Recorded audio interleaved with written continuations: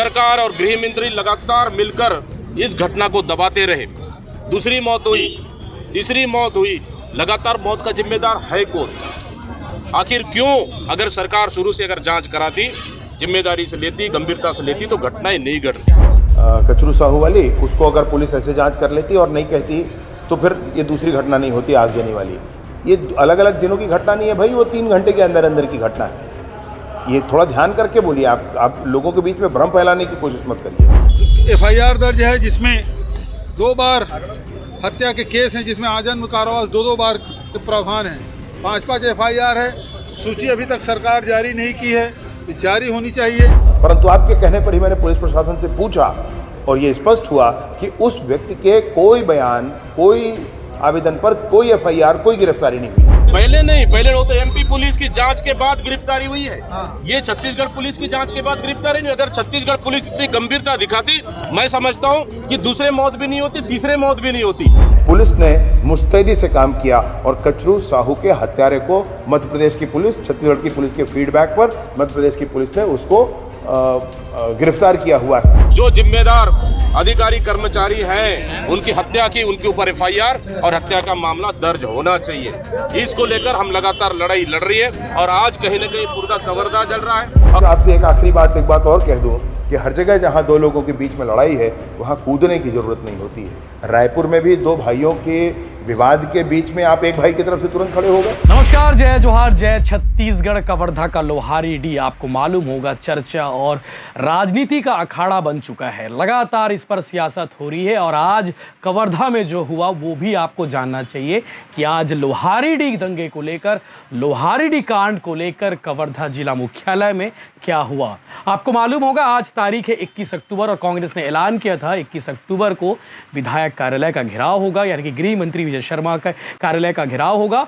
और इस बीच 2 बैरिकेड तोड़ पाए कलेक्ट्रेट परिसर पहुंचने से पहले कांग्रेसियों पर जो है झूमा झटकी हुई, कांग्रेसी और पुलिसकर्मियों के बीच में झूमा झटकी हुई, काफ़ी हंगामा हुआ, काफ़ी बवाल हुआ और सबकी निगाहें इस पर टिकी हुई थी, इस प्रदर्शन पर टिकी हुई थी कि कांग्रेस के प्रदर्शन में भीड़ कितनी होती है, कांग्रेस के प्रदर्शन का आज क्या होता है, क्या इसका असर ग्राउंड पर देखने को मिलेगा या फिर क्या इसका असर जो है प्रदेश स्तर पर जो हो रही सियासत इस पर देखने को मिलेगा। आज इस प्रदर्शन में पूर्व मुख्यमंत्री भूपेश बघेल, PCC चीफ दीपक बैज से लेकर तमाम कांग्रेस के नेता इकट्ठा हुए, भीड़ इकट्ठा हुई। इसके बाद सभी कुछ करने लगे कलेक्ट्रेट परिसर की ओर, जहां उनकी मुलाकात यानी कि उनकी भेंट हो गई पुलिसकर्मियों के साथ में।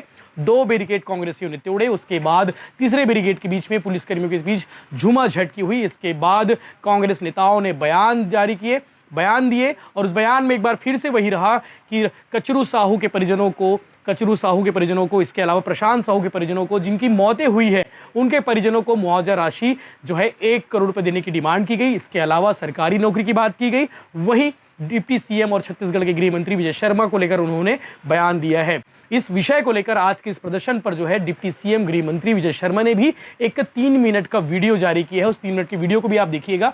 उस बयान पर, आज के इस प्रदर्शन पर कांग्रेस के इस स्टैंड को लेकर गृह मंत्री विजय शर्मा ने क्या कुछ कहा है, वो भी आप इस वीडियो में देखिएगा। डिप्टी CM विजय शर्मा ने एक बार फिर से कहा है कि पूर्व मुख्यमंत्री भूपेश बघेल और कांग्रेस नेताओं को उन्होंने कहा है आड़े हाथों लेते हुए कि अब इस गांव को शांत करने की जरूरत है, बीच में कूदने की जरूरत नहीं है। वो बयान आप आगे वीडियो में देखेंगे, लेकिन मैंने पहले ही कहा था कि इस पर जो है लगातार सियासत हो रही है। 2 दिन पहले ही लोहारीडीह के ग्रामीणों ने SDM को ज्ञापन सौंपा था, जिसमें उन्होंने कहा था कि गांव के लोग इस धरना प्रदर्शन में शामिल नहीं होंगे। इसके अलावा वो राजनीति से दूर रहना चाहते हैं। वहीं जो लगातार इस पर सियासत हो रही है, इससे वो परेशान भी हो चुके हैं, त्रस्त हो चुके हैं। आपको मालूम होगा 14-15 सितंबर को क्या कुछ हुआ था। कवर्धा के लोहारीडीह में ये कांड हुआ था और सबसे पहली जो लाश मिली थी, कचरू साहू की लाश मिली थी। पहले पुलिस ये बताती रही कि कचरू साहू ने सुसाइड किया है, बाद में खुलासा हुआ कि कचरू साहू की हत्या हुई थी, कचरू साहू को बुलाकर मारा गया था।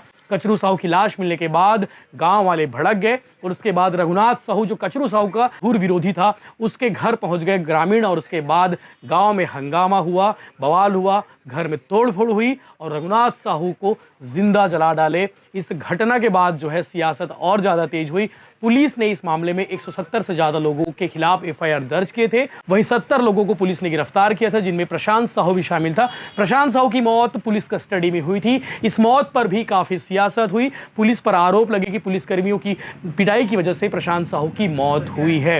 इस पर सियासत होती रहेगी, आगे भी लगातार इस पर बयानबाजी जारी होते रहेंगे। छत्तीसगढ़ में इस पर सियासत लाजमी भी है, क्योंकि कांग्रेस भी इसे मुद्दा बना रही है, बीजेपी भी इस पर लगातार कांग्रेस को घेर रही है। आगे आप सुनिए कि इस पर पूर्व मुख्यमंत्री भूपेश बघेल ने क्या कुछ कहा, दीपक बैज ने क्या कुछ कहा, और आज के इस प्रदर्शन पर, आज के इन बयानों को लेकर काउंटर बयान विजय शर्मा का क्या रहा, आगे आप देखिए।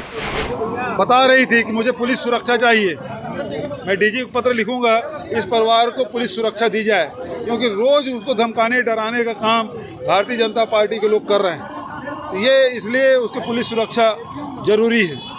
तो ये 2-3 चीज़ें हैं कि 167 लोग जो गिरफ्तार हुए, उसमें 137 साहू समाज के हैं, 20 यादव समाज के हैं, 8 आदिवासी हैं। तो इस प्रकार से 167 लोग एफआईआर दर्ज है, जिसमें 2 बार हत्या के केस हैं, जिसमें आजीवन कारावास 2-2 बार के प्रावधान हैं। 5-5 एफआईआर है। सूची अभी तक सरकार जारी नहीं की है, जारी होनी चाहिए।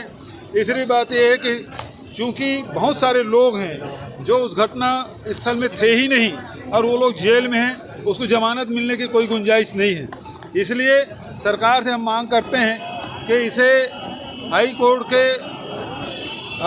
देख रेख में एसआईटी गठन हो और फिर से विवेचना हो, ताकि इन लोगों को निष्पक्ष जांच हो और जो आरोपी हैं, अपराधी हैं, उसको सज़ा मिले और निरपराध लोग हैं उसको छोड़ा जाए। ऐसा है कि प्रतीकात्मक 2 बैरिकेड तोड़ दिए, है ना, प्रतीकात्मक है, सरकार के विरोध में हम लोग हैं। और ज्ञापन भी सौंपा गया है, जिसमें 1 करोड़ के मुआवजा की मांग और सरकारी नौकरी की बात। आगे वाला लड़ाई कहाँ तक जाएगी? निश्चित रूप से जब तक न्याय नहीं मिलेगा लड़ाई लड़ते रहेंगे। आज कवर्धा में जिला कांग्रेस कमेटी के तत्वाधान में बड़ा प्रदर्शन रखा गया, जिसमें गृह मंत्री के कार्यालय का घेराव और जो लोहारडी में जो घटना घटी, और जो बेटी लालेश्वरी लगातार कहती रही कि मेरे पिता की आत्महत्या नहीं हत्या है, लेकिन सरकार और गृह मंत्री लगातार मिलकर इस घटना को दबाते रहे। दूसरी मौत हुई, तीसरी मौत हुई, लगातार मौत का जिम्मेदार है कौन? आखिर क्यों? अगर सरकार शुरू से अगर जांच कराती, जिम्मेदारी से लेती, गंभीरता से लेती, तो घटनाएं नहीं घटती। लेकिन मैं धन्यवाद देता हूं बेटी लालेश्वरी को, अपने पिता की मौत के लिए लगातार लड़ती रही। शासन का दबाव, गृह मंत्री का दबाव, लालच लगातार देते रहे, और उसके बावजूद भी अपने पिता की लड़ाई लड़ी और जीती है। और सरकार को मानना पड़ा कि आत्महत्या नहीं हत्या है। एक परिवार को न्याय मिला और एक परिवार बाकी है प्रशांत साहू की मौत की। जो जिम्मेदार अधिकारी कर्मचारी हैं उनकी हत्या की, उनके ऊपर एफआईआर और हत्या का मामला दर्ज होना चाहिए।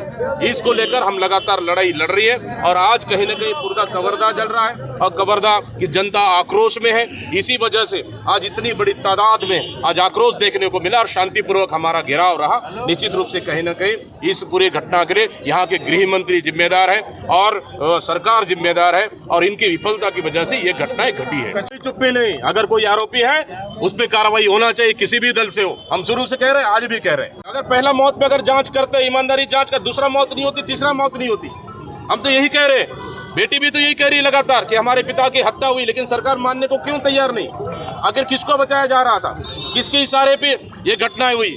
इसका जिम्मेदार कौन है? गृह मंत्री को जवाब देना चाहिए। गृह मंत्री अपनी नाकामी को छुपाने के लिए, हमारी प्रदर्शन को रोकने के लिए जगह जगह बैरिकेड लगाए, पुलिस छावनी बना दिए कवर्धा को। उस परिवार को डराना, लालच, 5 लाख का लालच भी दिए उस परिवार को। उस बच्ची ने कह रही है लगातार, रात भर उस बच्ची को बिठा के रखे। आखिर आप डरा के बंदूक की नोक पर आप शासन करना चाहते? बंदूक की नोक पर आप कवर्धा को जलाना चाहते? बंदूक की नोक पर आप कवर्धा को डराना चाहते? नहीं डरने वाली है कवर्धा। गृह मंत्री जी, आपको यहाँ की जनता ने जनादेश दिया है, विधायक है, आप कानून व्यवस्था बना के रखिए, ना कि किसी परिवार को डराइए। पहले नहीं, पहले वो तो एमपी पुलिस की जांच के बाद गिरफ्तारी हुई है।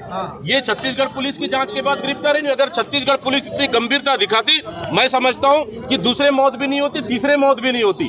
एमपी पुलिस की गंभीरता की वजह से, इनकी गंभीरता की वजह से नहीं है। इसका जिम्मेदार है कौन? तीनों मौत के जिम्मेदार कौन है? तीनों मौत का जिम्मेदार यहाँ के गृह मंत्री, यहाँ के विधायक विजय शर्मा जी इसके जिम्मेदार हैं। भूपेश बघेल जी को यह भी ध्यान नहीं है कि ये घटना कितने दिनों की है। उन्होंने कहा कि अगर पहली घटना जो हुई थी कचरू साहू वाली, उसको अगर पुलिस ऐसे जांच कर लेती और नहीं कहती तो फिर ये दूसरी घटना नहीं होती आगजनी वाली। ये अलग अलग दिनों की घटना नहीं है भाई, वो 3 घंटे के अंदर अंदर की घटना है।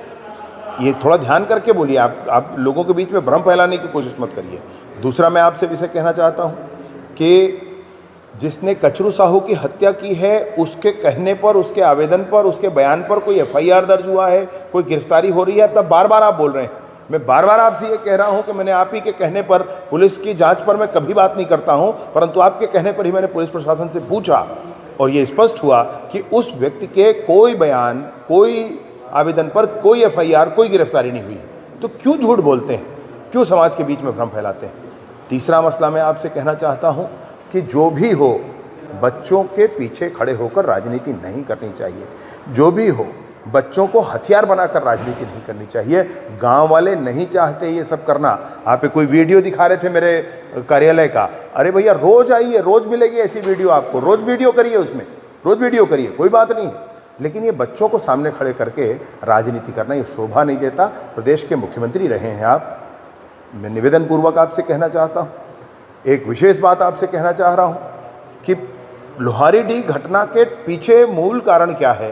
तो विगत सरकार, जब आप मुख्यमंत्री थे और मोहम्मद अकबर कवर्धा से विधायक थे, हर बात के पीछे भाजपा और कांग्रेस छांटा जाता था। उस समय भी जब जमीन के, सरकारी जमीन पर कब्जे के विवाद को लेकर के घटना हुई थी लोहारीडीह में, अगर उस समय उचित दंडात्मक कार्यवाही कर दी जाती तो लोहारीडीह में वो विवाद नहीं बढ़ता, और विवाद नहीं बढ़ता तो आज ये घटना लोहारीडीह में नहीं होती। मैं स्पष्ट तौर पर कहना चाहता हूं कि कांग्रेस की विगत सरकार और कांग्रेस पार्टी लोहारीडीह की उस घटना के पीछे है। कांग्रेस पार्टी सूरजपुर में अभी घटना हुआ उसके पीछे है। कांग्रेस पार्टी बलौदा बाजार में जो घटना हुई है, आपके लोग जेल में हैं अभी, उसके पीछे है। इस तरह से हर जगह षड्यंत्र करके ये काम किया जा रहा है, ये बिल्कुल गलत है।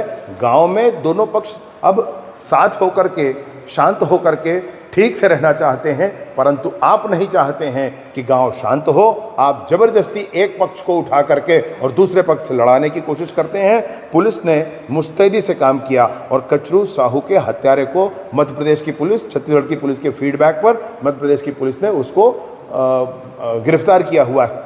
ये बिल्कुल स्पष्ट था सबको, सब उस लाइन पर चल रहे थे। आप जबरदस्ती कह रहे हैं, मैंने कहा, ये किसने कहा, आपने जबरदस्ती श्रेय लेने की कोशिश कर रहे हैं। आपको ऐसा नहीं करना चाहिए भाई।